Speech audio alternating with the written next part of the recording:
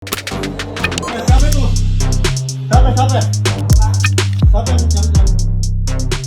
Syederalun dikabarkan sekelompok pemuda di daerah Cilengsi, Bogor yang diduga sedang ronda malam. Mereka bermain gitar dan bernyanyi sampai tengah malam. Senin dini hari, 4 Juli 2022, sekira pukul 1 waktu Indonesia Barat.